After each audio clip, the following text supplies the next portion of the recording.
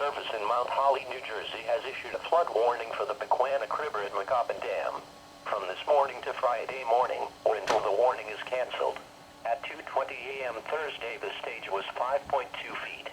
Flood stage is 5.5 feet. Minor flooding is forecast. Rise above flood stage early this morning and continue to rise to near 5.8 feet by this evening. The river will fall below flood stage by